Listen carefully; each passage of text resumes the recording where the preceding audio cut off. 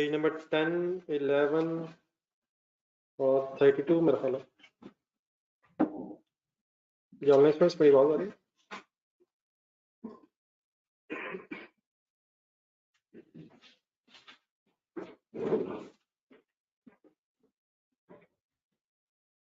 जी question number 7 final है sir.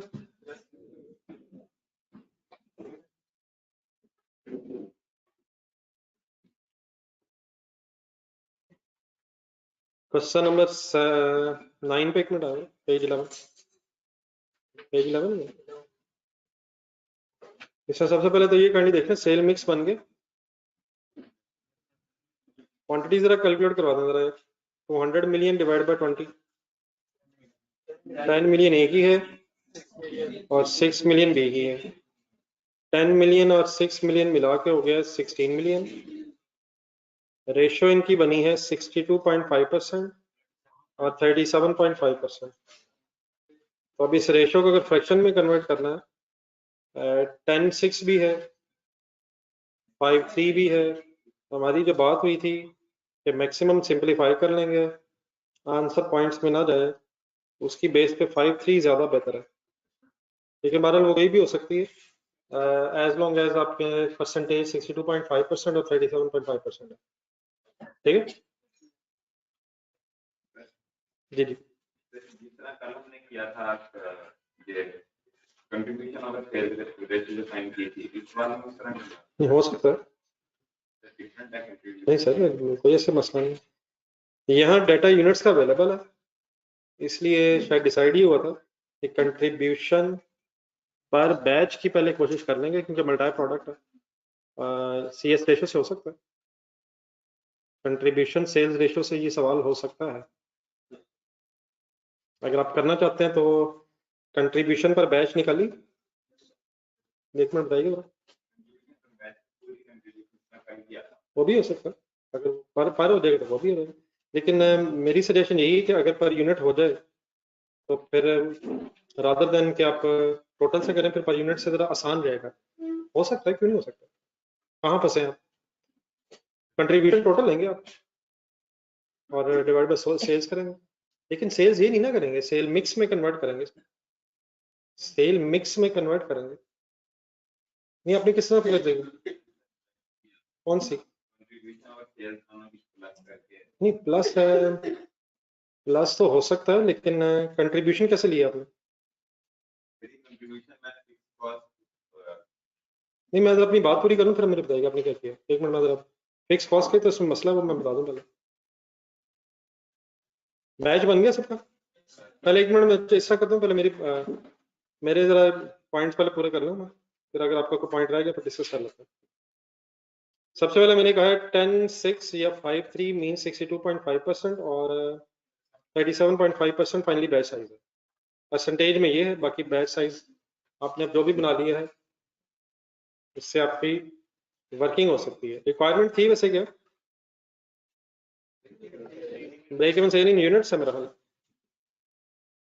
Break even बता दें यार, बस सेल्स ही। ठीक है, मल्टी प्रोडक्ट सिचुएशन है, तो मल्टी प्रोडक्ट सिचुएशन में ब्रेक इवन का फार्मूला क्या है? टोटल फिक्स कॉस्ट है डिवाइडेड बाय, अगर पर यूनिट आ जाए तो बैच बेहतर है। देन इसमें जो मेन इशू आया वो ये है कि वैसे एक चीज और भी, स्टॉक्स नहीं है इसमें। देखें तो स्टॉक इंफॉर्मेशन है, इस तरह की चीजें आनी चाहिए। वैसे प्रोडक्शन सेल सेम है। मेन इशू ये था कि जो फैक्ट्री ओवरहेड्स की फिगर है उसमें कुछ वेरिएबल भी है और फिक्स भी है, हमें वो अलग अलग चाहिए। तो अलग अलग करने के लिए इसने एक तरीका बताया हुआ था, जरा क्वेश्चन सामने रखिएगा जरा। मेरे साथ ये चारों पॉइंट्स जरा पढ़े पहले, पेज नंबर 11 का। इसमें से बताएं फिक्स क्या और वेरिएबल क्या। बाकी छोड़ दें, बाकी अल्लाह का शुक्र मुझे आइडिया है कि आप कहाँ प्रॉब्लम आई है, उसको छोड़ दें। पहले आप पॉइंट वाइज ये डिसाइड करें इसमें फिक्स क्या है और वेरिएबल क्या था, कि ये तो पता चलेगा फिक्स वेरिएबल आइडेंटिफाई होता है नहीं। Product A is stored in a rented warehouse whose rent is 0.25 million per month. ये जो पर मंथ है, पर क्वार्टर, पर एनम, पर वीक, ये जो फिगर्स होती है ना ये फिक्स होती हैं, लेकिन पर मंथ है बहरहाल अगर आपने से नेक्स्ट ईयर का बजट बन रहा है ये, तो मल्टीप्लाइड बाय 12 करके पूरे साल का बनाएंगे अगर बनाना पड़ा तो। Product B is required to be stored under special condition, इसकी तरह लाइन अंडरलाइन कर थोड़ी सी, stayed in third party warehouse and the company has to pay the rent on basis of space utilisation. Translation इसकी क्या बनेगी? Space के angle से मतलब ज्यादा स्पेस अगर कवर करेंगे तो ज्यादा जगह चाहिए होगी, ज्यादा यूनिट्स रखेंगे ज्यादा चाहिए, कम हो जाएगी। ये फिक्स है वेरिएबल? पढ़ लें जरा दोबारा। रेंट बाय डिफॉल्ट हम हमेशा फिक्स ही अज्यूम करेंगे अनलेस वो यूनिट्स के हिसाब से हो जाए या स्पेस के हिसाब से हो जाए, तो देन ये फिर वेरिएबल की इंडिकेशन है स्पेस यूटिलाइजेशन। देन लेकिन डेफिनेटली इसका फिर एक बजट दिया हुआ है पर मंथ, तो इसका भी अगर मल्टीप्लाई करेंगे आप 12 से तो पूरे साल का आता है, तो वेरिएबल ठीक है। देन सेकंड पॉइंट में इनडायरेक्ट लेबर कॉस्ट कैलकुलेटर पकड़े। डायरेक्ट लेबर कॉस्ट मेरे ख्याल प्रोडक्ट ए के एंगल से अगर सोचें तो 60 मिलियन है, तो 60 मिलियन का अगर आप 20% करेंगे तो ये इनडायरेक्ट आ जाएगा। उसको फिर आगे पढ़ें जरा, 70 करेंगे तो फिक्स भी आ जाएगा, 30 करेंगे तो वेरिएबल भी आ जाएगा, तो इसकी अगर सेग्रीगेशन करनी पड़ेगी तो कर लें, तो ये पॉइंट तो होपफुली कोई मसला नहीं है। देन फिर डेप्रिसिएशन बताइए। डेप्रिसिएशन अनलेस कोई मेथड्स का पता चल जाए तो इंशाल्लाह फिर मैं बहस करूंगा जब होगा, लेकिन अगर ना पता चले तो बाय डिफॉल्ट डेप्रिसिएशन पे फिक्स कॉस्ट ही है, तो वेरी कर सकती है, लेकिन वो भी फिर मैं खुद डिस्कस करूंगा कि वेरी कैसे करे तो फिर क्या होगा। लेकिन अगर ना पता चले सिंपली अमाउंट्स एंड डेप्रिसिएशन की, तो ये तो प्लीज फिक्स कॉस्ट ही है, ठीक है? कोई कंफ्यूजन इसमें? लास्ट पॉइंट में जी सर जी सॉल्वेंट डिस्कस कर रहा हूँ, जानो सब ना करें यार ऐसे आप। 80% cost of the electricity and fuel varies in line with the production units and the total cost has been budgeted at 4 million। आखिरी संडे सेगमेंट छोड़ दें, 4 मिलियन के है इलेक्ट्रिसिटी एंड फ्यूल का टोटल खर्चा है। कैलकुलेटर पकड़ जरा, इंटू 80 का % करेंगे तो 3.2 मिलियन हो जाएगा ये। लेकिन वो ये 3.2 मिलियन है, ये प्रोडक्ट्स में एलोकेट होना है, क्योंकि आपको अलग अलग पहले कंट्रीब्यूशन पर यूनिट पता चलेगी तो आप फिर सेल्स मिक्स बना सकें, सेल मिक्स से कंट्रीब्यूशन पर बैच बना सकेंगे। तो इसे सेग्रीगेट करना पड़ना, उसका तरीका उसने बताया हुआ कि in line with the number of units produced. तो ऊपर यूनिट्स ढूंढना जरा कहीं, कितने यूनिट्स टोटल है? 16 मिलियन। अब डेफिनेटली ये चीजें ध्यान में आनी चाहिए, वैसे वो सेल है, स्टॉक ना होने से वो प्रोडक्शन भी है। तो 3.2 मिलियन डिवाइड बाय 16 और मल्टीप्लाई बाय 10 करेंगे तो ये क्या आ जाएगा? एक ही टोटल मेरे ख्याल आएगी फिलहाल, पहले मैंने इंटू 6 मिलियन की है तो टोटल आ जाएगा, फिर डिवाइड बाय सॉरी 10 मिलियन से मल्टीप्लाई किया ना, तो डिवाइड बाय मेरे ख्याल 10 मिलियन करेंगे तो पर यूनिट आएगा 3.2 मिलियन, दोबारा कर लें, divide by 16 million into 10 million, ये सारे यूनिट्स की वेरिएबल कॉस्ट आएगी। तो 2 मिलियन डन डिवाइड बाय शायद 1 मिलियन, अगर करना हो तो पर यूनिट कॉस्ट तो फिर 2 रुपीज शायद बनेगी, नहीं मतलब व्हाट इज 4 मिलियन रुपीज है ना, उसका 80% 3.2 मिलियन रुपीज। फिर अगर ए और बी में ये सेग्रीगेट करना है in accordance with the production in units, तो ये डिवाइड बाय 16 मिलियन हो रहा है और मल्टीप्लाई बाय 10 मिलियन हो रहा है, तो ए की फिक्स, ए की वेरिएबल कॉस्ट ऑफ इलेक्ट्रिसिटी आ जाएगी और मल्टीप्लाई बाय 6 करेंगे तो बी की वेरिएबल कॉस्ट का टोटल आ जाएगा। बाकी मेरे ख्याल पर यूनिट उसने फिर बाद में, ठीक है? आखिरी सेंटेंस अंडरलाइन करें, all other overheads are fix का मतलब ये है कि इसके अलावा बाकी सब कुछ फिक्स ही है। लेकिन इससे क्या मीनिंग बनेगा वो मैं बताता हूँ। पेज नंबर 32 पे एक मिनट आएगा, नहीं एक मिनट, पेज नंबर 32 पे जो हिमालयन रिवर्स था, ये भी जरा मेरे साथ एक दो पॉइंट्स पहले सुन लें जरा। ऊपर टेबल में प्रोडक्शन ओवरहेड्स आ रहे थे, प्रोडक्शन ओवरहेड्स हो या फैक्ट्री ओवरहेड्स हो, प्लीज इंटरचेंजेबली वर्ड्स यूज हो रहे हैं, इसमें भी वेरिएबल ओवरहेड्स भी होंगे और फिक्स भी होंगे, इसकी भी एक डिटेल दी हुई है। तो फर्स्ट पैराग्राफ के ऊपर है टेबल के नीचे, factory premises would be acquired, इसमें भी आपने फिक्स वेरिएबल जरा मुझे बताना। Factory premises would be acquired on rent the cost of rupees 1.8 million, बोल दें आप क्या है ये फिक्स है, ठीक है? Indirect labor has been budgeted at 30% of direct labor, 50% of which would be fixed. ये तो मेरे ख्याल वही रिपीट हो रहा है. Depreciation बता दें. Total fuel and power cost has been budgeted at 3 million, 80% vary in accordance with the production. तो मेरा ख्याल है ये भी अब वही रिपीट हो रहा है. 3 million into 80% करेंगे तो वेरिएबल आ जाएगा, और 20% अगर करना चाहेंगे तो फिक्स भी आ सकता है. लेकिन इसका सेंटेंस लास्ट अंडरलाइन करें. All remaining production overheads are variable. इसको अंडरलाइन करके वापस उधर ही जाएं पेज नंबर 11 पर. असल में इन लाइंस की सिग्निफिकेंस अब ये है, जो आखिरी लाइंस आई हैं उधर भी और इधर भी, वो कहता है all other overheads are fixed. मैं I am on page number 11 now. इस लाइन का मतलब अब ये है कि शायद उसने जो 4 पॉइंट्स बोले हैं, बताए हैं, इसमें उसने वेरिएबल सारा बता दिया. वैसे यकीनन कहीं कहीं उसने फिक्स भी बताया, लेकिन क्या फिक्स इसके अलावा भी हैं? लेकिन कौन से सारे इन पॉइंट्स में कवर हो गए? तो यहाँ तरीका ये होगा कि आप वेरिएबल इकट्ठे कर लेंगे, यहाँ से वेरिएबल इकट्ठे कर लेंगे, उसको फिर टोटल में से अगर माइनस करेंगे तो क्या उसमें वो वाले फिक्स भी आ जाएंगे जो यहाँ गिवन है? दोबारा देखें, अगर हम यहाँ से सिर्फ वेरिएबल इकट्ठे कर लें तो वो टोटल वेरिएबल कॉस्ट आ जाएगी, क्योंकि वेरिएबल इसके अलावा नहीं है. हाँ यकीनन फिक्स इसमें भी है. तो अगर ये फिक्स इकट्ठी करेंगे जो यहाँ गिवन है तो इसमें इसके अलावा भी फिक्स है, तो वो भी अगर निकालना निकाल सकते हैं. वैसे टोटल फैक्ट्री ओवरहेड्स में से अगर वेरिएबल लेस कर दें तो सारी टोटल फिक्स कॉस्ट आ जाएगी. उसमें से ये वाले अगर लेस कर दें, ये वाली फिक्स कॉस्ट इकट्ठी करके लेस कर दें तो अदर फिक्स कॉस्ट भी आ जाएगी. लेकिन वो चाहे ये हो या अदरवाइज हो, हमें टोटल ही चाहिए.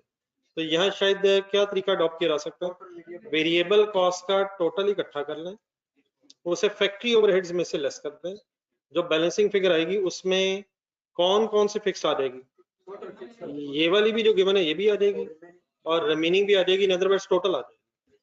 एक मिनट वापस आए पेज नंबर 32 पे. वहां जो पॉइंट नंबर 5 आपने पढ़ा उसकी क्या सिग्निफिकेंस है? वो कहता है बाकी सारे वेरिएबल हैं. इसका मतलब जो यहाँ उसने 4 पॉइंट्स में बताए, क्या इनके अलावा भी वेरिएबल हैं?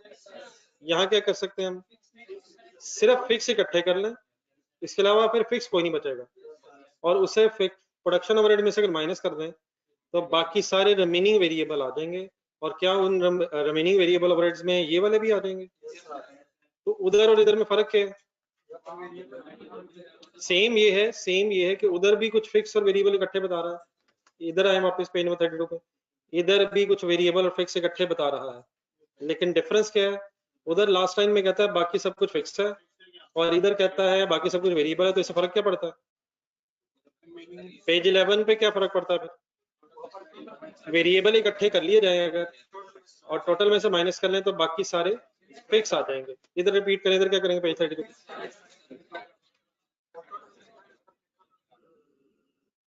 तो यहाँ से अगर फिक्स इकट्ठे कर लें पेज नंबर 32 पे, तो प्रोडक्शन ओवरहेड में से लेस करके टोटल वेरिएबल प्रोडक्शन कॉस्ट भी आ जाएगी.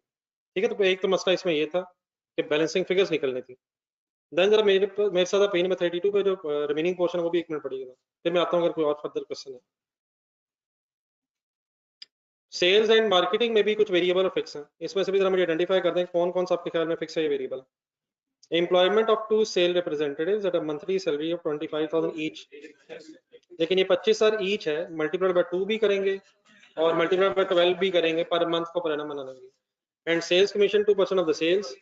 ये परसेंटेज फिक्स होती है, लेकिन डेफिनेटली सेल्स के साथ इस अमाउंट में वेरी कर जाना. हायरिंग का मतलब होता है rent, hiring of a delivery van. तो 70,000 पर मंथ क्या बनेगा, इंटू 12 करके फिक्स आ जाएगी टोटल. आखिरी पढ़े launching and advertisement campaign at cost of rupees. असल में ना वेरिएबल और फिक्स का भी एग्जैक्टली सही ज़हन में रखना चाहिए. वेरिएबल एक्सपेंसेस का मतलब होता है ऐसा खर्चा जो एक्टिविटी के साथ चेंज हो, और फिक्स कौन सा होता है, जो एक्टिविटी बदल जाने के बावजूद एज इट इज रहे, जिसका एक्टिविटी से लिंक ना हो. अब एक्टिविटी क्या चीज होती है, नॉर्मली यूनिट्स जेन में रखा करें, बाकी आवर्स भी हो सकते हैं, लेकिन नॉर्मली जनरली स्पीकिंग यूनिट्स होते हैं. तो अपने जहन में काइंडली जरा यहाँ एक एग्जांपल लेके आए डेप्रिसिएशन वाली.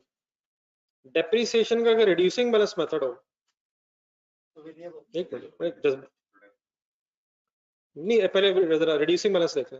उसमें पहले साल रेट किससे मल्टीप्लाई होता है और नेक्स्ट ईयर से, तो WDV से जब रेट मल्टीप्लाई होगा तो डेफिनेटली डेप्रिसिएशन अकॉर्डिंगली कम हो जाएगी, WDV जैसे जैसे कम होती है।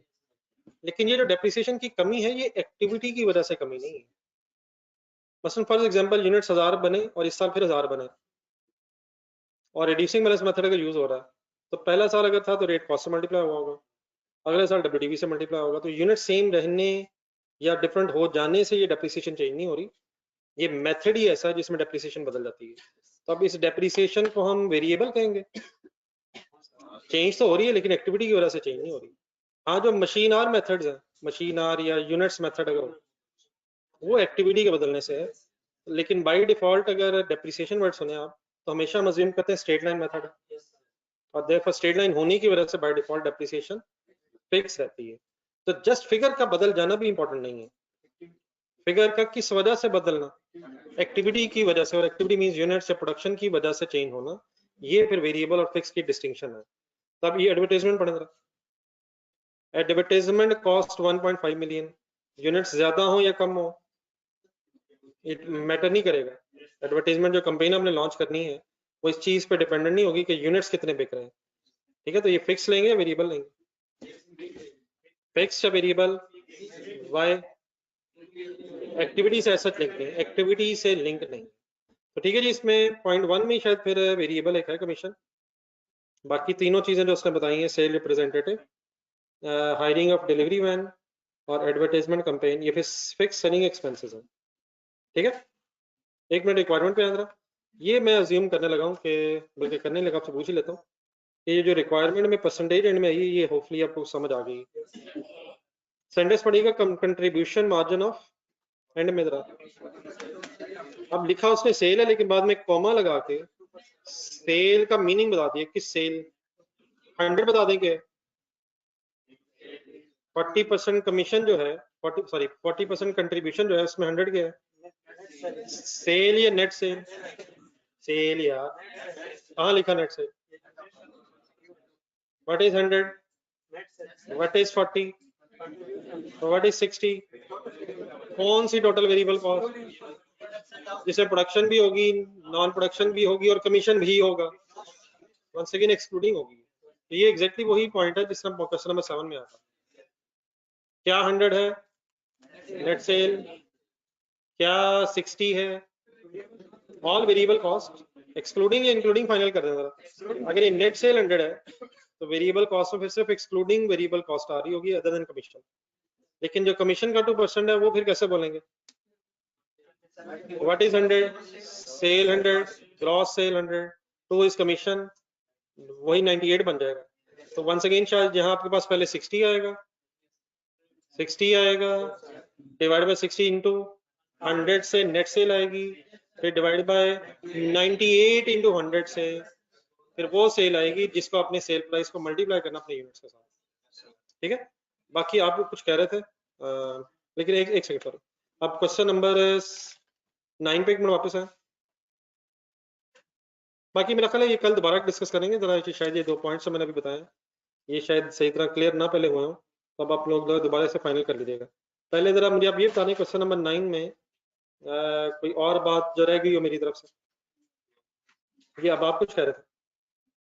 ब्रेकइवन पॉइंट पे कंट्रीब्यूशन जो होता है फिक्स कॉस्ट की इक्वल है, जी जी, तो हमने सर इस टोटल फिक्स कॉस्ट को डिवाइडेड बाय 350 मिलियन जो टोटल सेल्स है, जी जी, नहीं सर ये बजट है यार, हाँ जी ठीक है, लेकिन फिर आप बजटेड लेवल की कंट्रीब्यूशन निकालें ना। देखिए बजट और ब्रेक इवन में कोई फर्क है, सुनिएगा जी गौर से, ये आप मुझे कह रहे हैं 350 मिलियन जो है ये सेल है, बिल्कुल आपकी बात ठीक है, लेकिन ये है बजटेड सेल ना करें सर। अगर आपने CS रेशियो कैलकुलेट करनी है तो मेरा ख्याल आप कर सकते हैं, लेकिन इस 350 को आप 350 ये डिवाइड होगा बजटेड कंट्रीब्यूशन से। आप जो कह रहे हैं वो ये है कि यकीनन जो फिक्स कॉस्ट है वो कांस्टेंट रहती है लेकिन जो फिक्स कॉस्ट कंट्रीब्यूशन के बराबर होती है वो सिर्फ ब्रेक इवन पॉइंट पे होती है।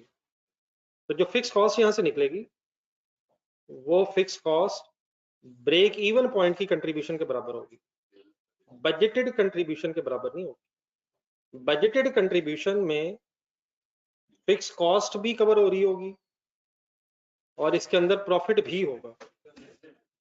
ब्रेक इवन पॉइंट पे फिक्स कॉस्ट ही कंट्रीब्यूशन के बराबर होगी क्योंकि उसमें प्रॉफिट नहीं है। तो अगर आपने ये वर्किंग करनी है मेरा ख्याल कर सकते हैं आप, लेकिन बजटेड कंट्रीब्यूशन निकालनी पड़ेगी आपको, ठीक है ना।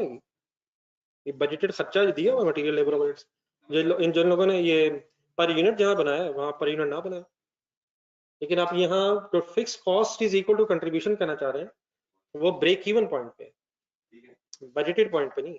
ये सबको पता है बजटेड पॉइंट क्या होता है। बजटेड लेवल में तो प्रॉफिट होगा, शायद हम प्रॉफिट कमाना चाहते होंगे। ब्रेक इवन पॉइंट पे contribution is equal to fix cost. ठीक है, करके देखिएगा, वैसे सही तरह क्लियर हो जाएगा जी। वापस हम पेज नंबर 32 पे।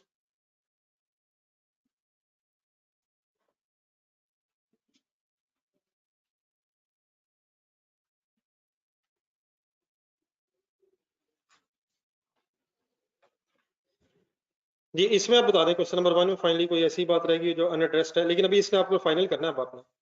इन दोनों क्वेश्चंस को जरा अगर कहीं मिस्टेक हुई है तो दोबारा फाइनल कर लीजिएगा। मेरे कोई और चीज आपने पढ़ी हो जो उस वक्त सही जहन में ना आई हो। वैसे ये क्वेश्चन नंबर 1 जो है ये मल्टी प्रोडक्ट भी नहीं है, ये सिंगल प्रोडक्ट है। तो यहाँ पे कंट्रीब्यूशन पर यूनिट ही शायद चलेगा, तो वहाँ कंट्रीब्यूशन पर बैच आएगा और फिर बैच साइज वगैरह आएंगे। ठीक है, फिर मेरे ख्याल दोबारा रख लें, कल फिर डिस्कस कर लेते हैं इस वक्त अगर टाइम। जी कोई और किसी जगह जी ऑनलाइन स्टूडेंट्स?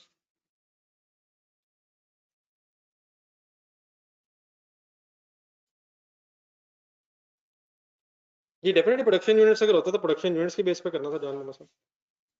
कल हमने मजबूरन सेल्स को प्रोडक्शन समझा है क्योंकि स्टॉक्स नहीं थे, लेकिन यकीनन अगर डिफरेंस होता तो हम प्रोडक्शन कैपेसिटी की बेस पे ही प्रोडक्शन का डिसीजन लेते हैं। ठीक है सर।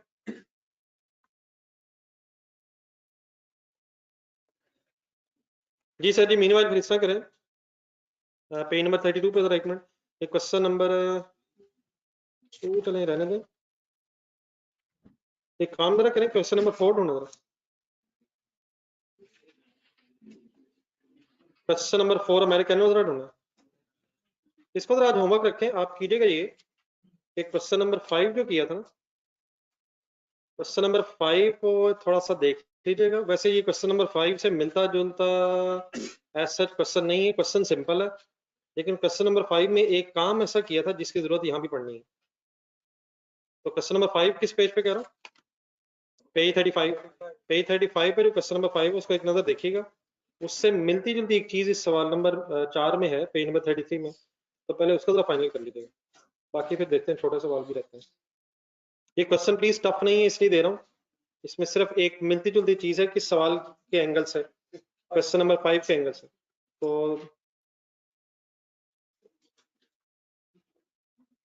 ये मज़ाहिर तो बेटा मैंने डिस्कस करना है, मज़ाहिर तो भी आ जाते हैं। मीन वाइल जरा है क्वेश्चन नंबर 11 ढूंढना जरा पीछे आके।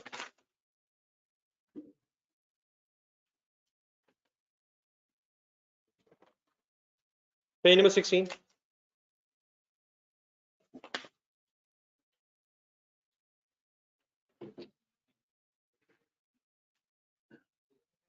Page number 16 question number 1 sorry question number 11। बस करें, आवाजें खत्म कर दें प्लीज। एक एक चेयर का गैप छोड़ना बेहतर था, लेकिन अगर नहीं छोड़ा बिना छोड़े, लेकिन प्लीज अपना अपना सवाल करें। एक नई गेम के लिए ready. Orient Stores limited operates retail outlets at various petrol pumps across the city। Petrol pump से इनमें लाएंगे। ओरिएंट स्टोर्स का क्या काम है? पेट्रोल पंप चलाना। बताएं सर जी क्या काम है? पेट्रोल पंप पे क्या ऑपरेट कर रहा है ओरिएंट स्टोर? रिटेल आउटलेट को ट्रक शॉप्स कहते हैं यार। पेट्रोल डलवाने जाते हैं आप, और उतर के कुछ खाने पीने निकल जाते हैं। तो रिटेल आउटलेट्स क्या मिलता है वहां से? खाने की चीजें मिलती हैं, पेट्रोल तो नहीं ना यार लंबा। The average monthly performance, average monthly performance of these outlets is as under. क्या मतलब एवरेज? हाँ जी, बहुत से पंप्स लग रहे हैं, उनका एवरेज बताया, ऑन एवरेज कितने पंप्स? नहीं, वेरियस पंप्स की एवरेज। एवरेज का मतलब एक पंप है या सारे पंप? सारे पंप्स की एवरेज है। क्या मतलब? ये सारे पंप्स की सेल है या ऑन एवरेज हर पंप की सेल है? यानी कि एक पंप की ऑन एवरेज, एक पंप में 15 लाख का रिटेल आउटलेट्स पे रेवेन्यू होता है, सारे आउटलेट्स सारों का मिला के एवरेज लिया। रेंट एक्सपेंस होता है 50,000, other fix cost 150,000। OSL contribution margin, OSL earns contribution margin of 15% of items on which the retail prices are printed। वो कुछ फॉर्मल पैकिंग जिन पे हुई होती है, जिन चीजों पे, उन पे समटाइम उनकी प्राइस लिखी होती है। हाँ जी, हाँ जी, वो सर लेज वगैरह के पैकेट पे भी वो कहता है जो जिन प्रोडक्ट्स पे रिटेल प्राइस लिखी हुई है उन पे कंपनी जो है 15% कंट्रीब्यूशन कमाती है। What is 100? 15% अगर देखें तो व्हाट इज 100? तो ये तो बता दें यार, कौन सी सेल? देखिए अगर नहीं, वो मतलब नेट में जेन में वर्ड लाना चाह रहा हूँ, अगर हमें नहीं पता तो सेल ही सेल है, वो नेट नहीं है, लेकिन नेट हो सकती है अगर वो कहे। कौन सी सेल 100 जो होती है, जो सेल होती है? सेल होती कौन सी है? Gross sale. What is 15? What is 15? What is 115? सही बताइएगा। Nothing is 115। किस में से क्या निकले तो कंट्रीब्यूशन आती है? सेल्स में से वेरिएबल कॉस्ट लेस हो, प्लस नहीं होना कुछ भी। तो what is 85? These items constituted 40% of the total sale। अगर 100 यूनिट्स टोटल सेल है तो 40 यूनिट कौन सी आइटम की सेल है? जिन पे रिटेल प्राइस प्रिंट हुई होती है। ऑल अदर आइटम्स फिर कौन सी हुई? जिन पे शायद रिटेल प्राइस प्रिंट नहीं है, उनका कंट्रीब्यूशन मार्जिन दिया हुआ है 25%। What is 100? What is 100? What is 25? What is 75? तो मार्जिन डिफरेंट है सर। शेब enterprises has offered OSL to establish an outlet at one of its petrol pumps located in posh area of the city। किसने किसको कहां outlet बनाने की offer कर दी है?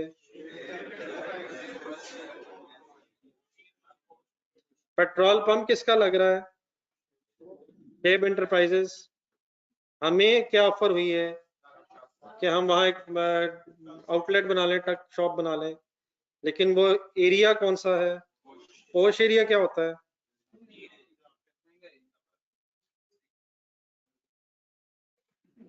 नहीं पता है ना सबको क्या होता है? वही वाला एरिया पोश एरिया होता है। OSL's planning department estimates that at the proposed location the sale volume would be 20% lower than the average। Sale volume अगर 100 यूनिट्स पहले बिक रहे हैं तो प्रपोज लोकेशन पे 80 बिकेंगे। ये यूनिट्स क्यों बोला मैंने? Volume, volume. प्रपोज लोकेशन पे अगर 100 बिकते थे तो यहाँ 80 बिकेंगे।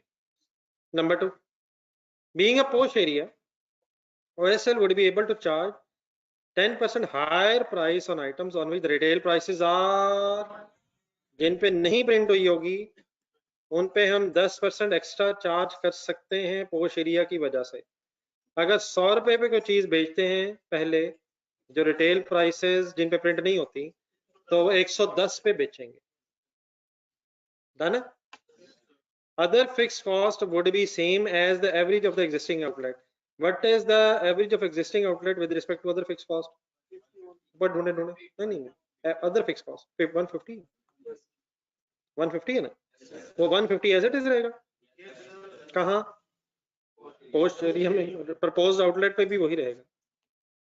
रिक्वायर्ड हमसे क्या रिक्वायर्ड है, determine the break even sales under the assumption that SC, who is SC? Curve Enterprises कौन है, जिसने ऑफर की थी, जिसके पेट्रोल पंप पे OSL ने आउटलेट बनानी थी, उसने ये कहा है कि SC would charge option 1 rent of 75,000, option 2 rent of how much plus option 1 में सिर्फ रेंट होगा, ऑप्शन 2 में रेंट के साथ साथ टोटल सेल्स का 5% कमीशन भी होगा।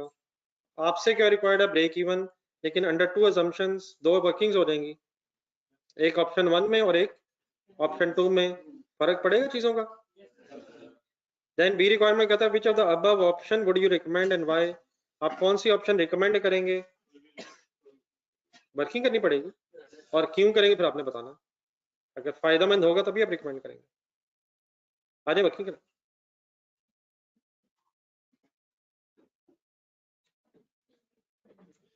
हर नया सवाल जब आप पढ़ेंगे तो सवाल आपको बहुत अच्छा लगेगा, लेकिन सवाल पढ़ने के फौरन बाद जहन में ये है कि आप करेंगे क्या। तो पहला काम ये कर सकते हैं आप कि बिजनेस का नाम ढूंढ सकते हैं, लेकिन ये भी चैलेंज है, देखता मैं क्या ढूंढते हैं, बताएं हम किसके एंगल से वर्किंग कर रहे हैं। चलिए पहला सबसे बड़ा मसला हल हुआ है, हम एससी के एंगल से वर्किंग कर रहे हैं। तो यार एससी ने चार्ज करना है, किससे चार्ज करना है, Orient Stores Limited.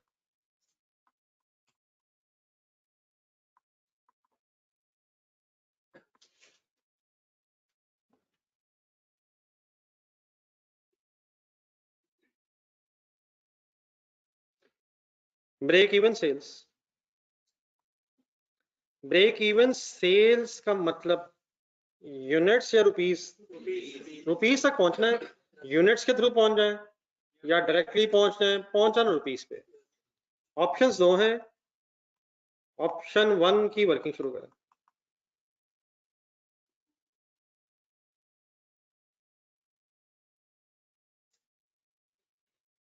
Break even sales का फार्मूला बोलें।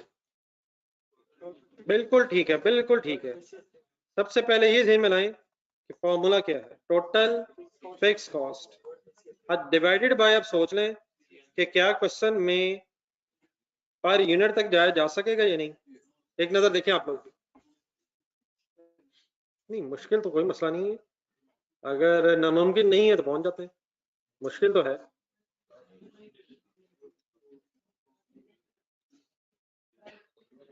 सेल्स के 1500 रुपया ढूंढे, 1500 मीन्स 15 लाख, ये 15 लाख कैसे बना होगा, units into sale price per unit, तो यूनिट्स की कोई information sale price per unit की कोई इंफॉर्मेशन मिल जाए, परसेंटेजेस तो है इसके नीचे वाले लाइंस पढ़े, देखिए वो परसेंटेज में ना कि 100 में से 40%, परसेंटेजेस में तो पता है, लेकिन कोई क्वांटिटी की ऐसा इंफॉर्मेशन उसी तरह नहीं है। जरा वापस आए पेज नंबर 35 पे, जो कल सवाल किया था हमने 567 मिलियन, देखें एक नजर।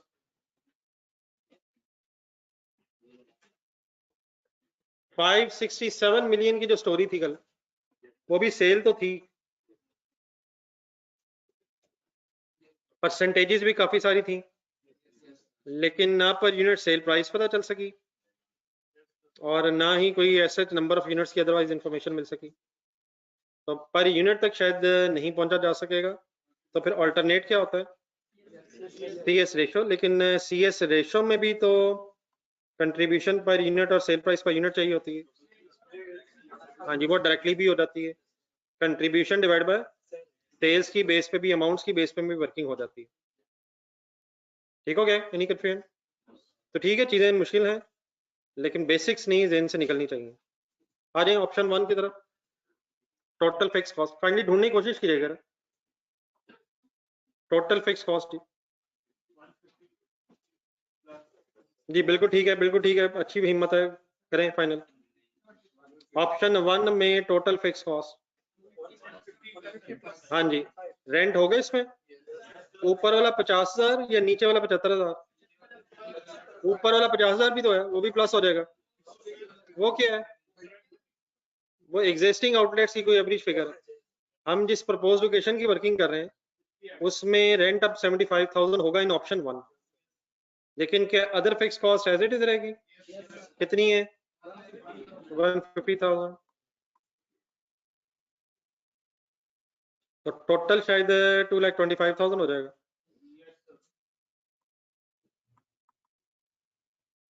डिवाइड बाय क्या करना है? डिवाइडेड बाय CS रेशियो कैसे कैलकुलेट करें? हाँ जी, कंट्रीब्यूशन डिवाइड बाय सेल, इसकी वर्किंग करनी पड़नी है, चंद एक लाइनें छोड़ दें। ऑप्शन 2 भी है, रीजन भी है, आधा सफा रख लें सारे वर्किंग।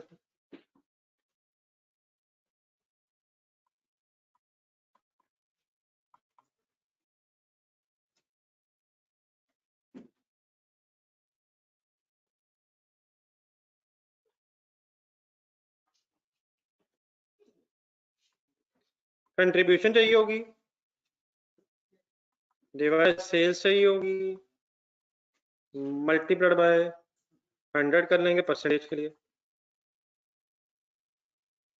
ये वर्किंग वैसे कल भी की है हमने यार। निकालें एक मिनट, क्वेश्चन नंबर 6 का आंसर, बास्केटबॉल कैसे पहुंचे थे वहां तक? ढूंढे ढूंढे वर्किंग हुई भी है। सेल्स निकाली थी, वेरिएबल कॉस्ट निकाली थी, कंट्रीब्यूशन निकाली थी। आ जाए वापस,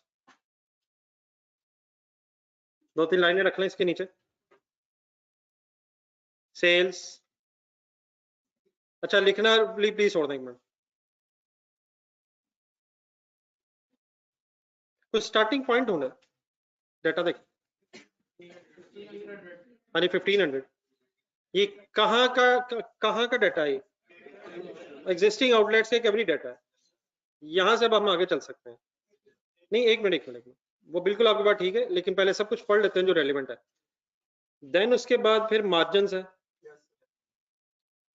15% भी है, 25% भी है, 60-40 भी एक है। जिस लोकेशन की हम वर्किंग करें नीचे पॉइंट 1, वहां वॉल्यूम ने 20% कम होना है। 15 लाख जो है इसके अंदर यूनिट्स होंगे, उसके अंदर जो यूनिट्स होंगे उन्होंने 80% होना है। फिर अगली लाइन, पोश एरिया होने की वजह से जो प्रोडक्ट्स हैं जिन पे प्राइस प्रिंट नहीं है उनकी प्राइस 110 होनी है। क्या सब प्रोडक्ट्स की प्राइस 110 होनी है? जिन पे प्राइस प्रिंट नहीं है उनकी प्राइस में 10% बढ़ना है।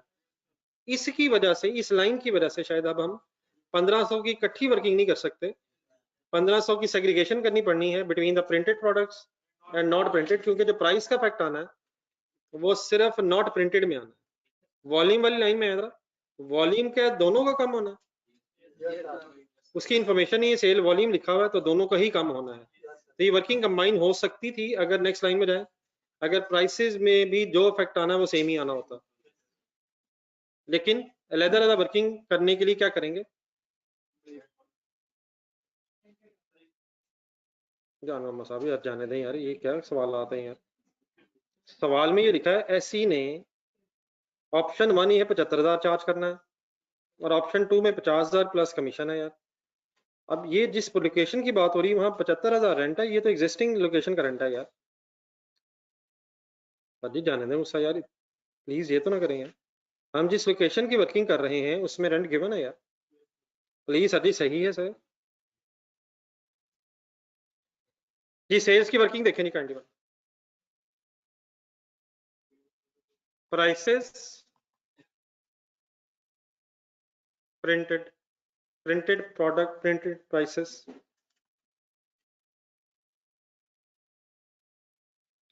Retail prices printed.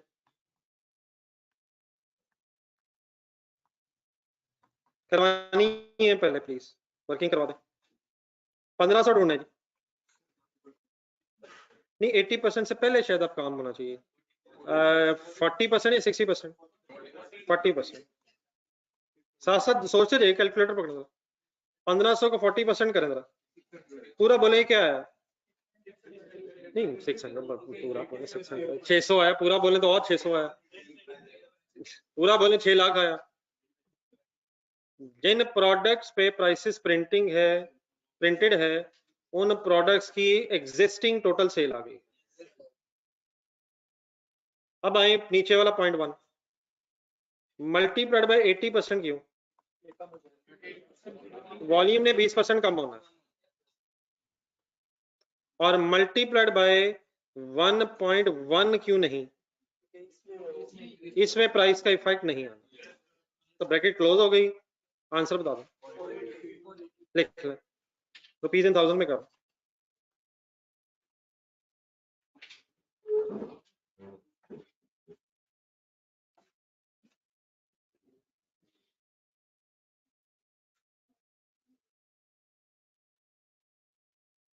Total sale का 40% है, प्रिंटेड नॉन प्रिंटेड 640 ये 60 वो।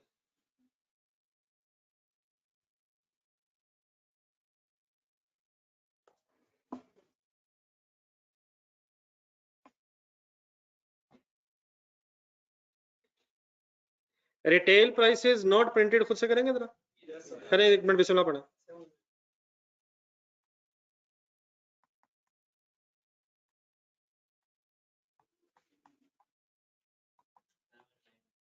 बिल्कुल ठीक है,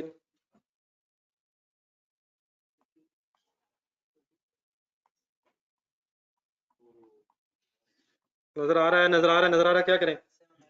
वर्किंग करें, वर्किंग करें, ओ को रहने दे मुंह, अल्हम्दुलिल्लाह हो गया।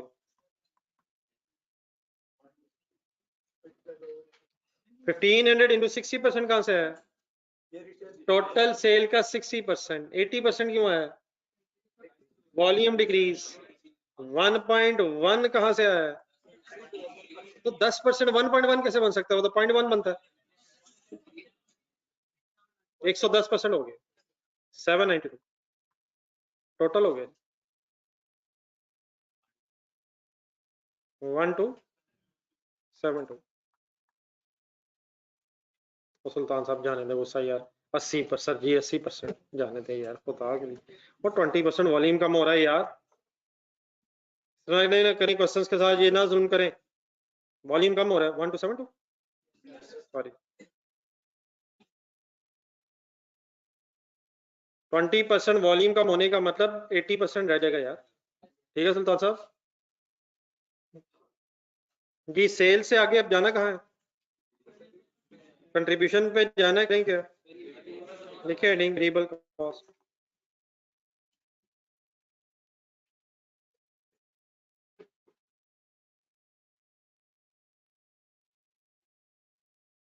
वेरिएबल कॉस्ट की working, retail price is printed और नॉट प्रिंटेड की अलग-अलग क्यों होगी? हाँ जी बिल्कुल सही जवाब आया, क्योंकि मार्जिन मींस वेरिएबल कॉस्ट की परसेंटेज डिफरेंट है। अच्छा यकीनन यहाँ हम चाहें तो डायरेक्टली कंट्रीब्यूशन भी निकाल सकते हैं, तो वो भी इंशाल्लाह मैं वर्किंग करता हूँ, आ रहा हूँ मैं उधर भी। वेरिएबल कॉस्ट की पहले करवा दें, ये भी करके उधर पहुंच सकते हैं और डायरेक्टली उधर भी आ सकते हैं, अभी दोनों एंगल से बात करता हूँ, फुल हिम्मत। रिटेल प्राइस प्रिंटेड, गेम शुरू करवाएं, कैसे करो? हिम्मत हिम्मत हिम्मत हिम्मत हिम्मत हिम्मत। 480 क्या है? 480 क्या है? इसमें तो 20% रिडक्शन हो गई है। क्या वॉल्यूम कम अगर होगा तो वेरिएबल कॉस्ट भी अकॉर्डिंगली कम होगी? वॉल्यूम किसे कहते हैं? अगर कम यूनिट्स बिकेंगे तो क्या वेरिएबल कॉस्ट भी अकॉर्डिंगली कम हो जाएगी? अगर ज्यादा यूनिट बिकेंगे, अंडरस्टूड बात है, सोच लें जरा एक मिनट। अगर 1 यूनिट बिकेगा तो 1 यूनिट की वेरिएबल कॉस्ट, 1 यूनिट की सेल प्राइस। अगर 50 बिकेंगे, 500 बिकेंगे, लाख बिकेंगे, 20,000 कम हो जाएंगे, क्या चीज किसके साथ डायरेक्टली वेरी करेगी? वेरिएबल कॉस्ट वॉल्यूम के साथ डायरेक्टली वेरी करेगी। क्या ख्याल है? पहले जो सेल है 1500 ढूंढे जरा, उसमें कैलकुलेटर पकड़े, उसमें अगर 40% करें 600 जरा निकाल लें, 600 के एंगल से वेरिएबल कॉस्ट आई होगी। क्या ख्याल है? अब अगर 480 है तो 480 के एंगल से वेरिएबल कॉस्ट आएगी, 20% वॉल्यूम कम हो गए, तो यकीनन अब वर्किंग 1500 इंटू 40% इंटू 80%, ये मैंने रिपीट किया सिर्फ वर्किंग, ये मैंने जस्ट वर्किंग रिपीट की है, वरना सेट में क्या हो जाना था 480, ये भी 480 है। अब बताएं फाइनली क्या करूं? इंटू 85% कहां से आ गया है? 15% कंट्रीब्यूशन है, देयरफॉर 85% वेरिएबल कॉस्ट है। आंसर बताएं। 408। एक मिनट है, अपने कैलकुलेटर 480 लिखें इंटू 85% करें। एक ही बात है, मैंने जैसे एक एक्स्ट्रा वर्किंग इसलिए लिखी आपके सामने आ जाए कि सेल्स रिवाइज सेल का 80% 85% है। ये आप क्या करेंगे? इधर कोई आवाज एक आ रही, क्लियर हो गया? चलिए लिखे।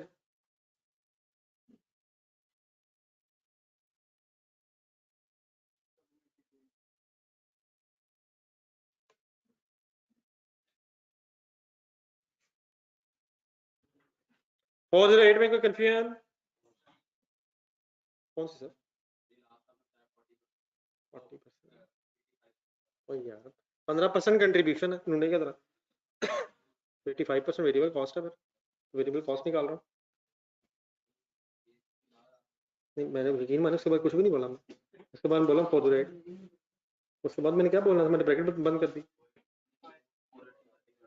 480 इंटू 85%, और यहाँ तक जो मैंने वर्किंग लिखी है मैंने वही ऊपर वाली वर्किंग दोबारा लिखी, 480 लिख देता हूँ यार, जान दे वो सही है 480 से।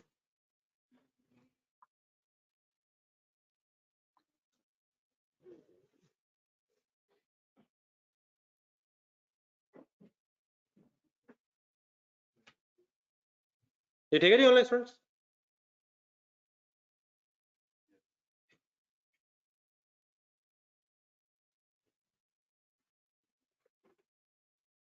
जी दूसरा जरा करें।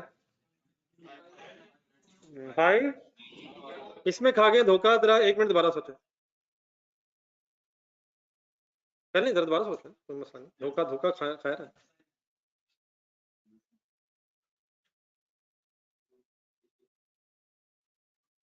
नहीं नहीं ये वाला 408 फाइनल है, तो अगली वर्किंग करें आप लोग, मैं बताता हूँ फिर।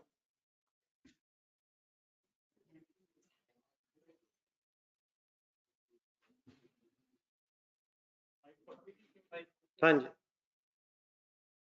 लेकिन एक मिनट बाकी को भी चांस दें, उन्हें भी पता। और बेटा ऐसा ना खुदा का नाम लें, वेरिएबल कॉस्ट निकाल रहा हूँ, कंट्रीब्यूशन निकाल रहा होता तो 15 कर देता यार। इनाम साहब ये मैंने सेल निकाली है यार, सेल निकाली है और उसकी वेरिएबल कॉस्ट निकाल रहा हूँ 85% करके यार, वॉल्यूम का इफेक्ट लेके सेल निकाली है।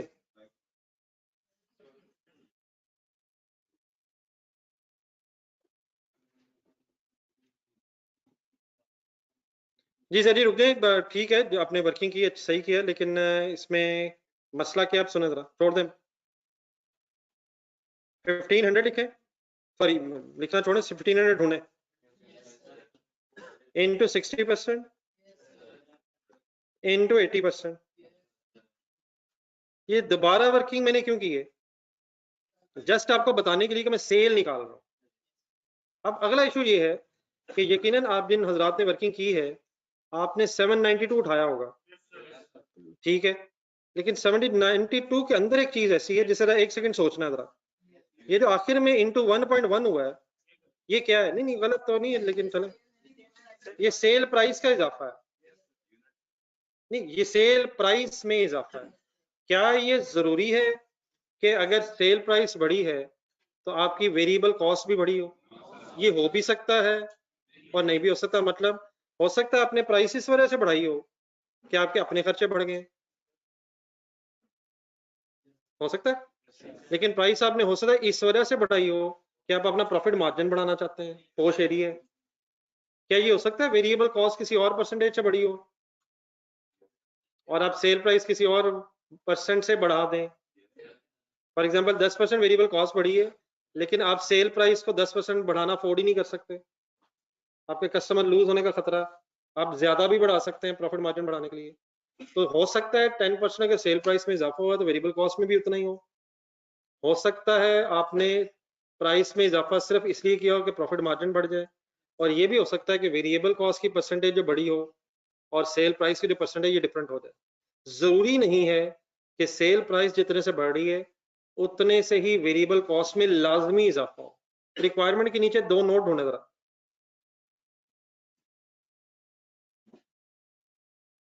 रिक्वायरमेंट कहाँ है, उसके नीचे नोट नंबर 1 पढ़े। क्या पहला पॉइंट हमेशा एज इट इज एप्लीकेबल रहेगा? मिल गया मिल गया मिल गया मिल गया। क्या वर्ड्स लिखे हुए? क्या वॉल्यूम कम ज्यादा होने से अकॉर्डिंगली वेरिएबल कॉस्ट कम ज्यादा होगी? अगर वॉल्यूम 80% रह गया है तो ये अंडरस्टूड बात है कि वेरिएबल कॉस्ट भी अकॉर्डिंगली 80% रह जाएगी। तो वॉल्यूम के साथ वेरिएबल कॉस्ट ने तो चेंज अंडरस्टूड होना है। लेकिन दूसरा नोट पढ़े, क्या सेल प्राइस के साथ वेरिएबल कॉस्ट जरूरी है कि चेंज हो भी सकती है, अंडरलाइन वर्ड्स नॉट नेसेसरी, हो भी सकती है, नहीं भी हो सकती है, और डिफरेंटली भी हो सकती है। एक सेकंड के लिए जरा पिछले पेज पे जाएं, क्वेश्चन नंबर 10 ढूंढना। ये क्वेश्चन नंबर 10 अभी किया तो नहीं आप लोगों ने, लेकिन इसका जो फर्स्ट बुलेट है नीचे वो जरा कैंडी पढ़िएगा कोई, थोड़ा सा ऊंची आवाज में। पिछले पेज पे क्वेश्चन नंबर 10। सर जी पिछला पेज यार, पिछला पेज, पिछला पेज का मतलब पिछले पेज, पिछला page. Question number 10 first bullet, what was the increase in sale price? What is the increase in variable cost? Is it possible? तो differently can be possible। वापस आए नेक्स्ट सवाल में, is there any indication कि variable cost भी बढ़ी है? हाँ क्या बढ़ा है? क्या वेरिएबल कॉस्ट बढ़ सकती है, लेकिन जरूरी नहीं है। What does it means? आए वर्किंग की तरफ। 1500 इंटू 60% इंटू 80% पे आप रुक जाएंगे, इंटू 1.1 नहीं करेंगे। 1.1 कब करते? अगर सेल प्राइस के साथ साथ वेरिएबल कॉस्ट ने भी इंक्रीज होना होता। तो यहाँ रुके आप और मल्टीप्लाइड बाय, सीधा ढूंढे, कुछ ढूंढे जरा। यहाँ 75% कहाँ से आया? 25% मार्जिन मीन 75% वेरिएबल कॉस्ट। तो आपने एक मिस्टेक जो की है, कोई इशू नहीं है, लेकिन याद रखना है क्या चीज का इशू है जो ऊपर नहीं था? क्या चीज का इशू था जो ऊपर नहीं था? सेल प्राइस का इंक्रीज रिटेल प्राइसेस प्रिंटेड में नहीं था, नॉट प्रिंटेड में है। तो आंसर एक मिनट बताइए जरा। बात समझ आ गई प्लीज? 540 जानने स्टूडेंट्स आप लोग क्लियर हो गए? नहीं जानो हमें साहब, धोखा ना खाएं, धोखा ना खाएं, करते हैं कुछ इस तरह भी, लेकिन इस तरह ना करें। 85 आपने कहां से निकाल लिया? अच्छा भला सही करते करते अचानक 85 आ गए। 85 नहीं माय डियर, आप जो कर रहे हैं बिल्कुल ठीक कर रहे हैं, अच्छा लग रहा है आप सोच रहे हैं, लेकिन 85 की जगह शायद कुछ और है। 65 मैं खुद बताता हूँ। इस वर्किंग को नहीं छोड़िएगा जरा, और पेज के थोड़ा सा नीचे आ जाए जरा, 4-5 लाइनें और रख के जरा नीचे आ जरा। परसेंटेजेस में एक चीज सुना जरा, prices, retail price, printed, retail price, not printed.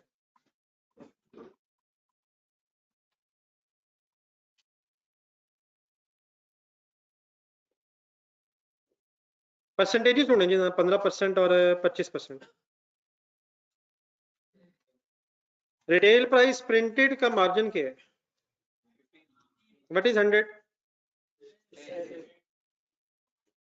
What is variable cost? 85। therefore what should be contribution? 15। Not printed में आ जाए, what is 100? Sales. What is variable cost? 75। What is 25? Contribution. Contribution मत। लेकिन ये जो हमने लिखा है ये है एग्जिस्टिंग लोकेशंस पे, नॉट प्रिंटेड के एंगल से। हम नीचे पॉइंट नंबर 2 में चले जाए। जो प्रपोज लोकेशन है क्या उसमें 10% इजाफा हो जाएगा? किस चीज में? तो 100 110 हो जाएगा। क्या चीज कितने से बढ़ जाएगी? सेल प्राइस 100 से 110 हो जाएगी। वेरिएबल कॉस्ट भी बढ़ जाएगी, इसकी इंफॉर्मेशन नहीं है, ये एज इट इज रहेगी। देयरफॉर हमारा मार्जिन बढ़ जाएगा। क्या बढ़ा लेने से क्या बढ़ जाएगा? क्या बढ़ा लेने से क्या सेम रहने से क्या बढ़ जाएगा? सेल प्राइस बढ़ा लेने से, लेकिन वेरिएबल कॉस्ट सेम रहने से हमारा मार्जिन परसेंटेज में बढ़ जाएगा। ये थोड़ी सी वर्किंग लिख लो, explanation of percentages.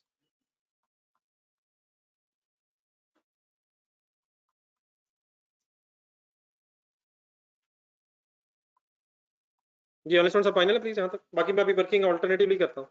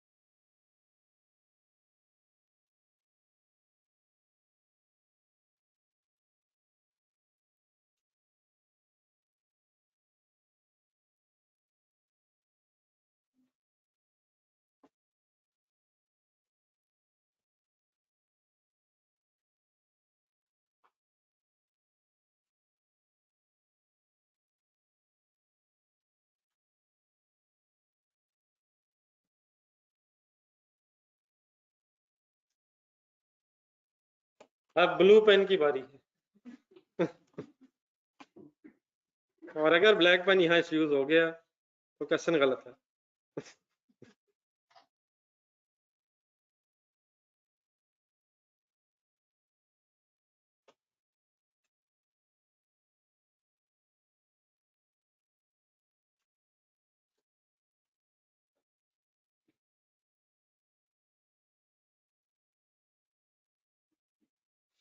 Ji done है सर, नोटेड है सर।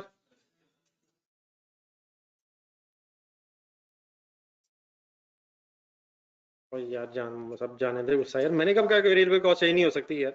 सवाल में ढूंढ के बताएं वेरिएबल कॉस्ट चेंज हुई है? जानो सब जाने दे गुस्सा यार। वेरिएबल कॉस्ट इंक्रीज नहीं हो सकती प्रपोज्ड लोकेशन पे, क्यों नहीं हो सकती? Person is silent regarding what? Change in variable cost, therefore हम खामोश है। लेकिन ये हमने बात जरूर सही तरह की है कि sale price doesn't mean, sale price का इंक्रीज डजंट मीन कि नेसेसरीली वेरिएबल कॉस्ट भी इंक्रीज हुई होगी, बस ये बात हुई। तो सेल प्राइस का बताया हुआ, वेरिएबल कॉस्ट का बताया नहीं हुआ, इसलिए हमने ये अज्यूम किया कि उसमें चेंज नहीं है। लेकिन अगर वॉल्यूम में चेंज आया तो क्या अंडरस्टूड है कि वेरिएबल कॉस्ट में भी चेंज आएगा? सेल में चेंज आएगा तो वेरिएबल कॉस्ट में भी चेंज आएगा वॉल्यूम की वजह से। जी सर जी, इसके साथ और लिखो जो अभी 540 वाली वर्किंग है,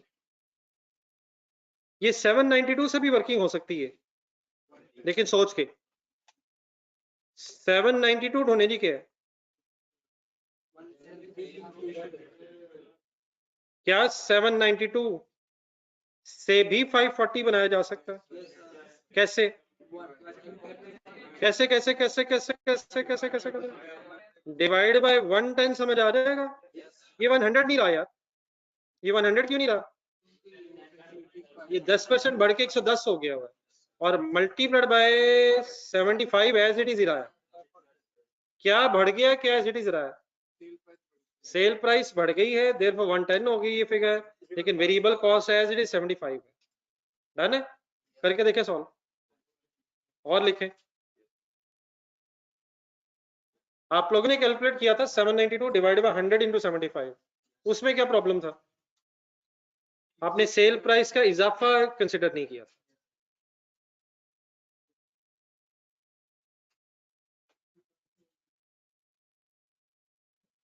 होपफुली क्लियर बात यार, दोनों का सम कर लें।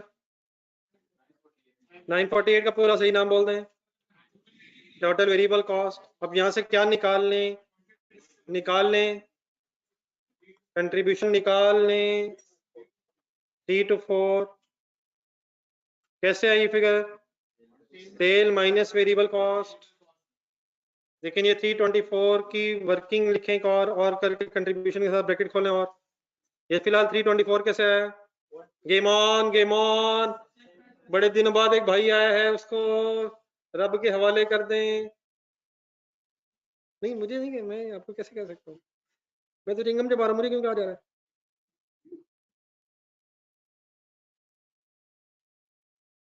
थ्री 324 कैसे आया sir, sale minus variable cost और लिखें, कैलकुलेटर उठा लें और 480 ढूंढें। हिम्मत करनी है सही, सीधी कंट्रीब्यूशन आ सकती है। ये परसेंटेजेस अभी जो नीचे लिखी है आपने वर्किंग के, उसमें आ जाएगा। 480 की बेस बोले, 480 डिवाइड बाय 100 इंटू 15 करें। नहीं एक मिनट पहले इसका करो ना, 480 ये डिवाइड बाय क्या है जी, 100 मल्टीप्लाइड बाय सीधा 15 हो सकता है। आंसर भी रहने दे एक मिनट जरा, बस 792 ढूंढे, डिवाइड बाय मल्टीप्लाइड बाय 35 या 25, 35 हो गया सर। किससे डायरेक्टली क्या निकाला मैंने, सेल से डायरेक्टली कंट्रीब्यूशन भी निकल सकती है, लिखें।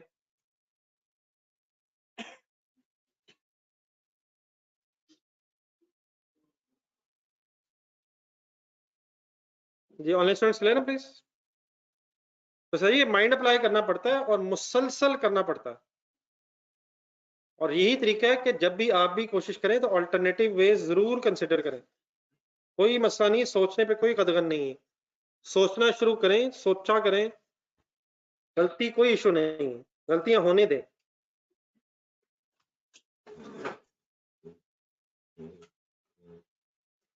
ये ठीक है ऑनलाइन स्टूडेंट्स, चलिए बाकी वाइंड अप करें। अब तो फिगर आ गई, क्या चाहिए था यहाँ से, ये करें वाइंड अप, परसेंटेज निकालें और ब्रेक इवन सेल्स आ जाएगी। कर दें wind up. 3 to 4 divide by 1272, 324 divided by 172, sorry 1272 into 100, 25.47%। Use करें इसे, कहाँ यूज होना है, फॉर्मूले में यूज करें, ब्रेक इवन सेल्स निकालो 25.47% से डिवाइड करें, ब्रेक इवन सेल रुपीज सीधे निकलेंगे 883392। क्या है ये, ब्रेक इवन सेल्स कितना प्रॉफिट होता है,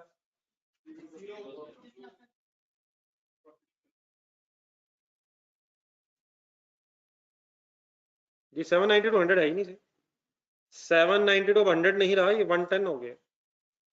और therefore margin variable cost same रहने की वजह से 25 नहीं है, 35 है। जी एनी कंफ्यूजन, ऑप्शन 2 शुरू करें।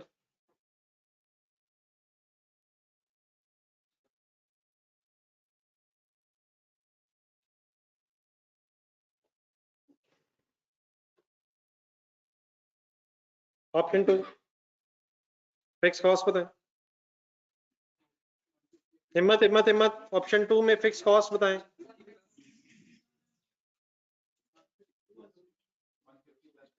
$150 क्या है, other fix cost will remain same, requirement सुपरवेल 9। और रेंट अब कितने की बजाय कितना हो गया है, ये कौन सा 50 उठा रहे हैं, ऊपर से या नीचे, ऑप्शन 2 से, उसमें तो कमीशन भी है। वो कहाँ कंसिडर करेंगे, जब वेरिएबल कॉस्ट कैलकुलेट करेंगे, divide by CH ratio same रहेगी, क्यों बदल जाएगी, क्यों, वेरिएबल कॉस्ट में चेंज आ जाएगा। करें वर्किंग, ये रिवाइज वर्किंग करेंगे करें without wasting too much time. अब फिगर्स आई हुई हैं, मेन फिगर्स उठा लें जिसमें चेंज है, बस वो करना।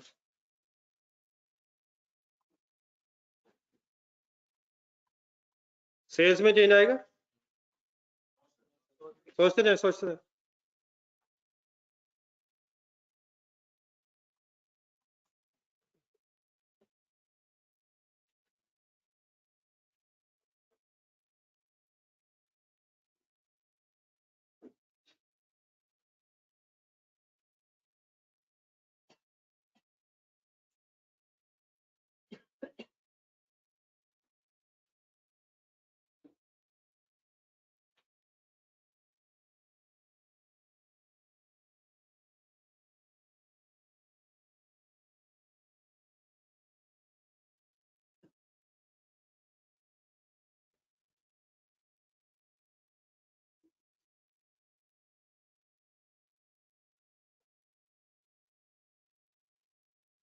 बताइए, रेंट एक्सपेंस इसलिए लिया है क्योंकि रेंट एक्सपेंस क्वेश्चन में दिया हुआ है।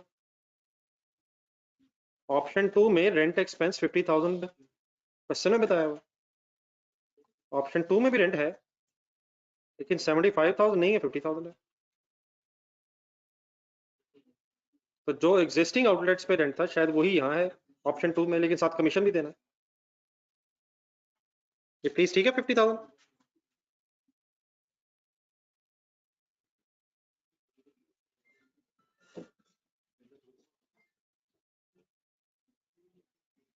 जी सेल में कुछ चेंज, एग्जिस्टिंग वेरिएबल कॉस्ट में कुछ change. Existing variable cost means 948 में कुछ चेंज। हाँ किस में चेंज, टोटल वेरिएबल कॉस्ट में क्या चेंज, कमीशन कैसे वर्किंग करूं, 1 to 7 to multiplied by 5% is equal to 63.6। total variable cost 101.11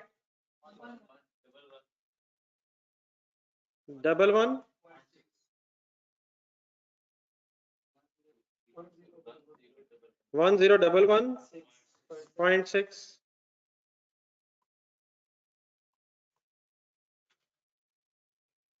contribution निकालें,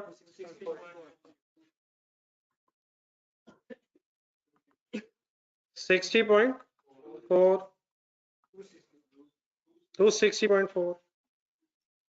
CS रेशो सिर्फ कमीशन की वजह से चेंज है तो 60.4 divide by 1 to 7 to then finishing type है।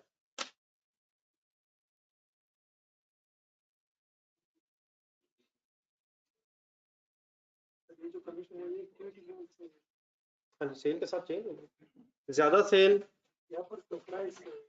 नहीं प्राइस नहीं लिखा हुआ, सेल अगर 1 यूनिट बेचेंगे तो 1 यूनिट की सेल प्राइस का कमीशन, 2 यूनिट बेचेंगे तो 2 यूनिट्स की सेल प्राइस के साथ ही, अनलेस वैसे लिखा भी हो 5% ऑफ द टोटल सेल।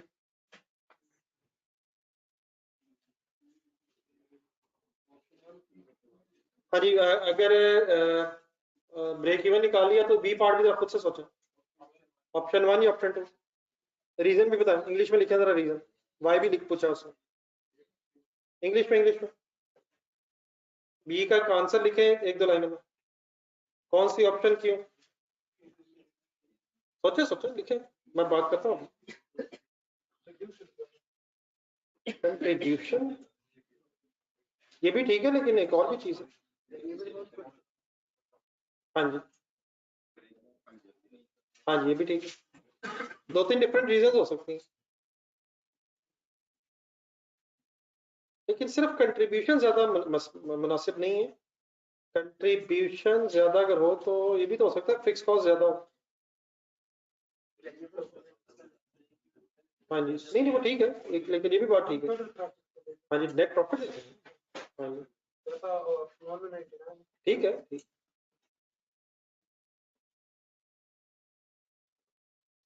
ये ब्रेक इवन आ गया, सीएस रेशियो क्या आती है जी 20.47 और 20.47% की बेस पे ब्रेक इवन पॉइंट आता है 977,040 फिगर्स हमारे सामने। एग्जामिनर ने पूछा है which of the above options would you recommend, number 1 and why? जी ऑप्शन 1 या ऑप्शन 2? जी ऑनलाइन स्टूडेंट्स से बताएं।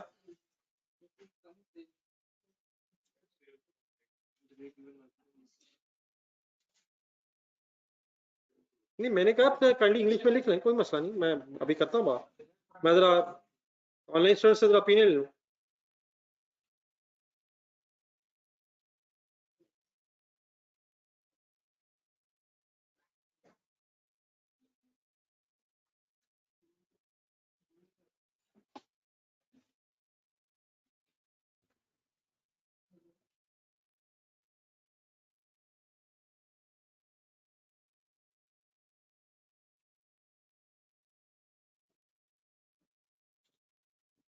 ऑप्शन 2 बिकॉज ब्रेक इवन पर सेल कम होनी चाहिए, और फिर भी ऑप्शन 2।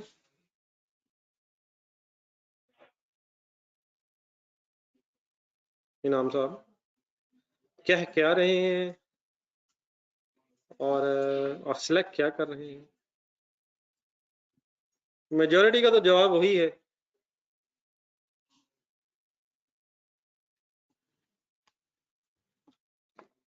जी सर ऑप्शन 1 या 2? लेट्स सी इस रेशियो जान दे यार। इन्ना लिल्लाहि व इन्ना इलैहि राजिऊन।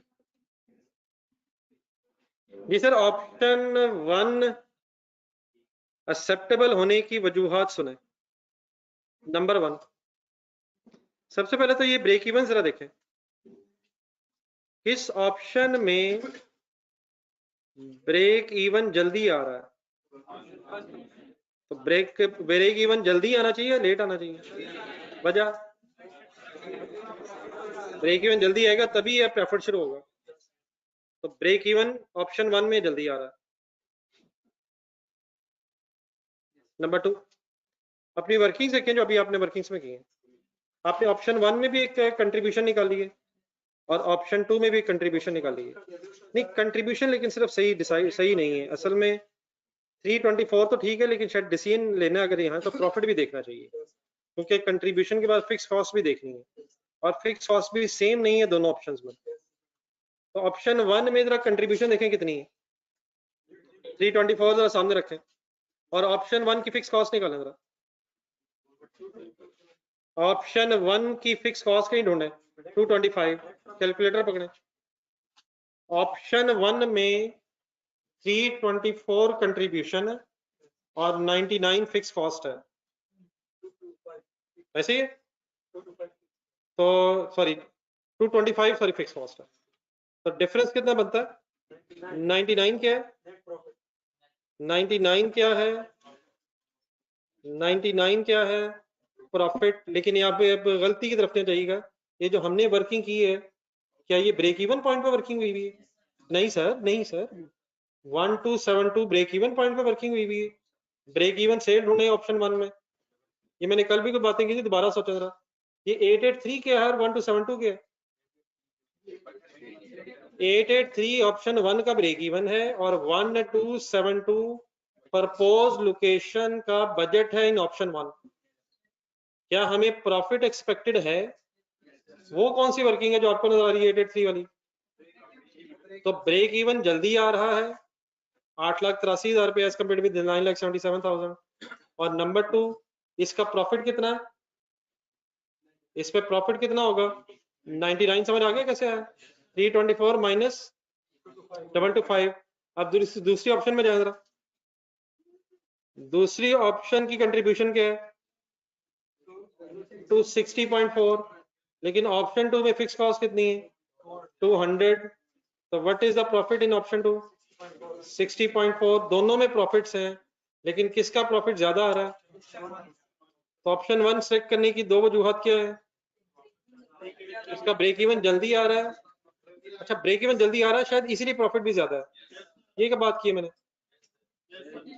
दोनों ऑप्शंस में सेल तो सेम है, लेकिन ब्रेक इवन अगर जल्दी आ रहा है तभी एक्स्ट्रा सेल से फिर प्रॉफिट ज्यादा है। एक तीसरी चीज सुने, मार्जिन ऑफ सेफ्टी थोड़ा जेन बनाया जरा। मार्जिन ऑफ सेफ्टी कहाँ ज्यादा है? ऑप्शन 1 में क्यों ज्यादा है? दोनों की सेल सेम है, दोनों की सेल सेम है, बजटेड सेल और ब्रेक इवन अगर जल्दी आ रहा है तो मार्जिन ऑफ सेफ्टी ज्यादा होने से ही तो प्रॉफिट ज्यादा आएगा। तो नंबर 1 ब्रेक इवन के एंगल से सोचें तो क्या किस तरह डिसीजन लेंगे? ब्रेक इवन जल्दी आ रहा है ऑप्शन 1 में, प्रॉफिट के अगर एंगल से देखें प्रॉफिट ज्यादा है ऑप्शन 1 में, और प्रॉफिट ज्यादा शायद इसीलिए है कि ब्रेक इवन जल्दी आने से मार्जिन ऑफ सेफ्टी ज्यादा है। हाँ, कम से कम 1-2 लाइनें जरूर लिखें। Option 1 is better,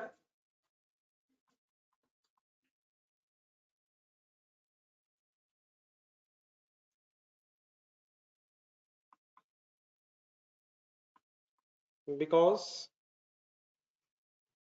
break even is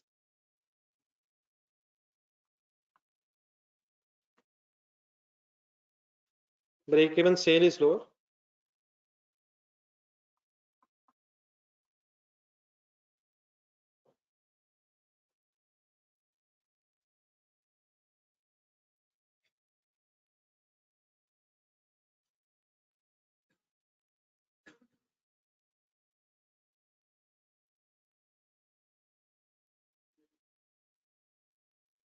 नहीं वो आप कंप्लीट करें, because option 1 is better because break even sale is lower and profit is higher.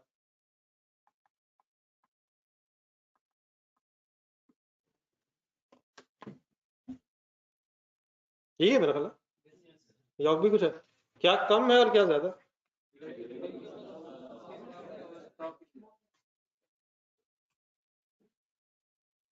एक नजर रिवाइज करने, कोई कंफ्यूजन फर्दर अगर ज़हन में आती है।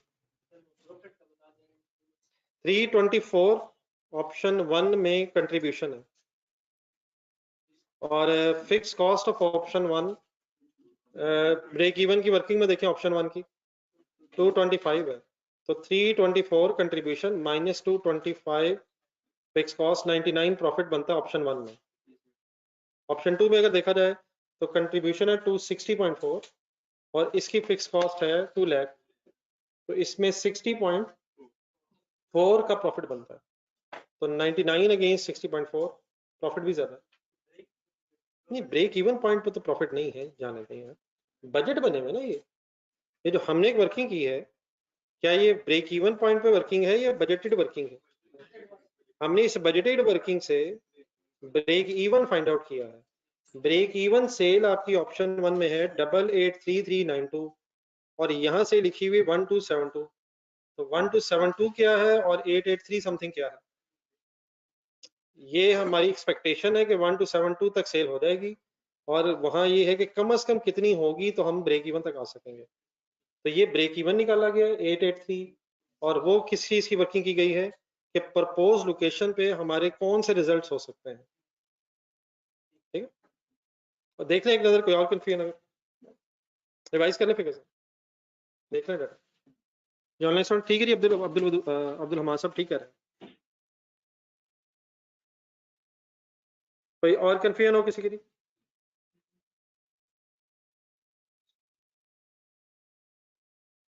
अगर 127 की सेल हो जाए तो मेंटेनेंस प्रॉफिट होगा।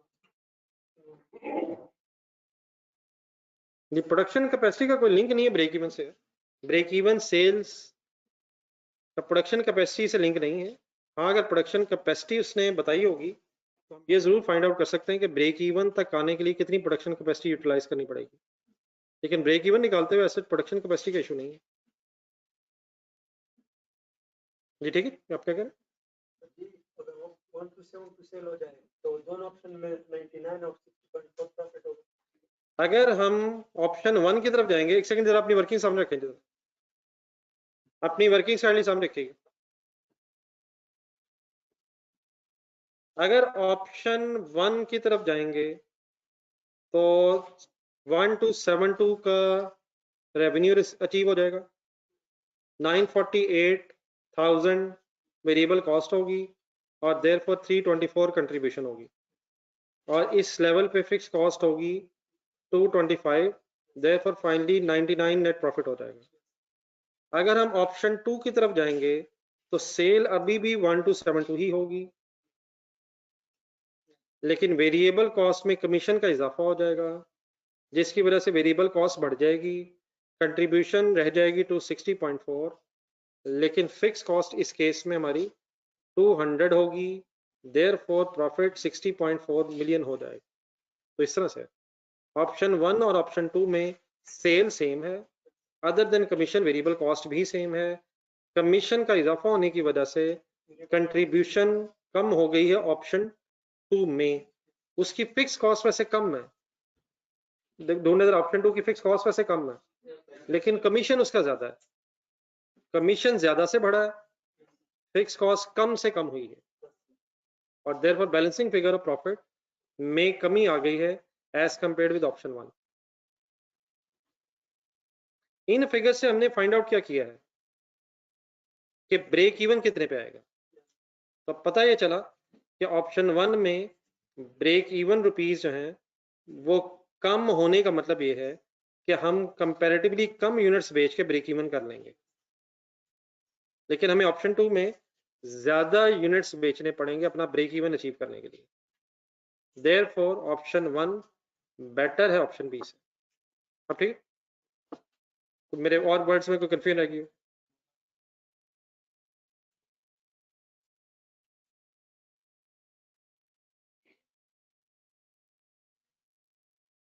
जी ओके जी प्लीज।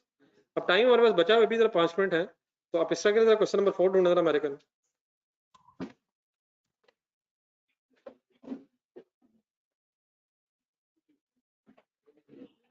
अमेरिकन वाला जो क्वेश्चन है, आप पेन हाथ में रख के जरा मेरे सामने पढ़ के उठिएगा, इंडिविजुअली पढ़े जरा। पेज नंबर 33 है, वाले स्टूडेंट्स कैंडी आप भी जरा पेज नंबर 33 पे क्वेश्चन नंबर 4 33 है। इसकी रिक्वायरमेंट पढ़ी नेक्स्ट पेज पे पहले।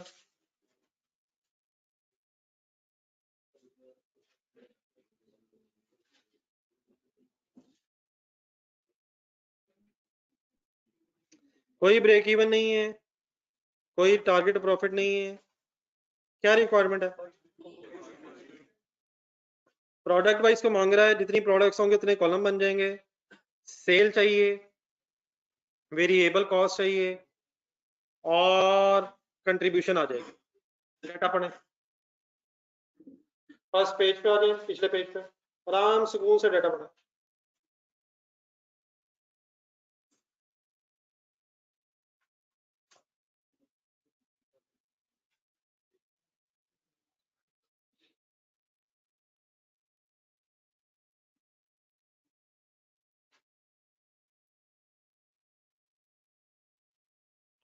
नेक्स्ट पेज पे एक मिनट दोबारा जाएं। आपने किस साल की वर्किंग करनी है? 31 दिसंबर। वापिस आ जाए। पॉइंट 1 में किस ईयर की सेल दी हुई है? 31 दिसंबर 19 की दी हुई है। आपने 19 से 20 पे जाना। कितनी सेल दी हुई है? 28 मिलियन। 28 मिलियन में कितनी प्रोडक्ट्स की सेल शामिल है? अल्फा बीटा गामा की सेल प्राइस पर यूनिट कितनी है? किस रेशो में ये क्वांटिटी सेल हुई है? यहाँ पे रुक के जरा पेज नंबर 35 पे जाएं। पेज नंबर 35 पे सबसे ऊपर वाली फिगर ज़हन में लाएं, 500 मिलियन सेल दी हुई है। इसके नीचे वाले डेटा पे हैं, कारपेट्स और रग सेल हो रहे थे। आपने इस क्वेश्चन नंबर 5 में यूनिट्स फाइंड आउट कर लिए थे कारपेट और रग्स के। सेल्स में यूनिट्स और रग्स के आपने यूनिट्स फाइंड आउट कर लिए थे। वापस आ जाएं, वो घर जाकर रिवाइज करेंगे। उसी तरीके से 28 मिलियन रुपीस की जो 28 मिलियन की जो सेल है, उसका ब्रेकअप हो जाएगा कितनी कितनी क्वांटिटी अल्फा बीटा गामा की है।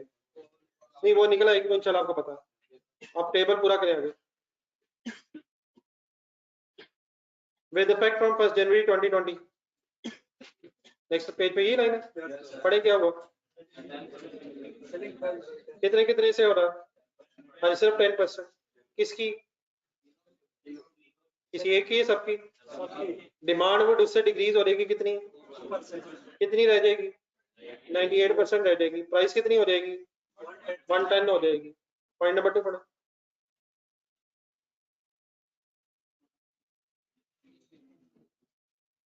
किस किस को बनाने में कौन कौन से कंपोनेंट्स लगते हैं,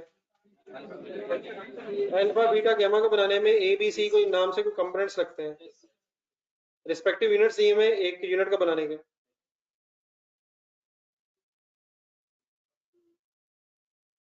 परचेज प्राइस पर कंपोनेंट दी हुई है। नेक्स्ट लाइन में आ जाए। सप्लायर ने कब से कहा कि प्राइसेस बढ़ा देगा, हमारा बिजनेस कब से शुरू हो रहा है, पहले 3 महीने इसके मतलब प्राइसेस सेम रहेंगी, बाद में 15% प्राइसेस बढ़ जाएंगी। 15% का मतलब ये है कि पहले अगर 100 थी तो 115 हो जाएंगी, 1.15 हो जाएंगी। लेकिन साल के पहले 3 महीने प्राइसेस एज इट इज रहेंगी, बाद में 9 मंथ्स डिफरेंट हो जाएंगी। Point number 3, all products pass through assembling and finishing departments. Detail of labor cost at each department are as follows. Alpha beta gamma किस किस डिपार्टमेंट में जाते हैं, कितना कितना टाइम लेता है, मसला अल्फा कितना ले रहा है, 10 घंटे किसके, 10 घंटे किसके, 10 घंटे लेबर के असेंबलिंग में और फिनिशिंग के 15 घंटे। नीचे रेट पर आर दिया हुआ है, यहाँ से क्या निकल सकता है, लेबर कॉस्ट तो कर सकती है। Point number next, factory rate estimated at 60% direct labour cost, 40% of the factory overheads are fix. Requirement पे नजर दौड़ाएं। आपको पता है आपको फिक्स की जरूरत ही नहीं है, फिक्स की जरूरत ही नहीं है। कहां तक वर्किंग करनी है, कंट्रीब्यूशन तक। कंट्रीब्यूशन तक क्या क्या आना है, सेल में से वेरिएबल कॉस्ट लेस होनी है, वेरिएबल कॉस्ट में सिर्फ वेरिएबल ओवरहेड्स आने हैं। दोबारा लास्ट लाइन पढ़ें, किसका कितने % फैक्ट्री ओवरहेड्स आ जाएंगे, डायरेक्ट लेबर का 60% फैक्ट्री ओवरहेड्स आ जाएंगे, उसका 40% का कुछ नहीं करेंगे, उसका 60% आप वेरिएबल ओवरहेड्स निकाल लेंगे। एक अच्छी सी एफर्ट हो सकती है, तो डाटा बस स्कैटर्ड है, इसे इकट्ठा करना, लेकिन इसमें कोई ऐसा ब्रेक इवन या टारगेट प्रॉफिट वगैरह का कोई कॉन्सेप्ट नहीं है।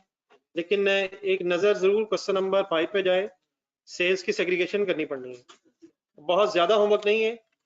कितना टाइम लगा कल घर में, अच्छी बात है 2 लगे हैं तो आज 2.5 लगने चाहिए। अल्लाह हाफिज।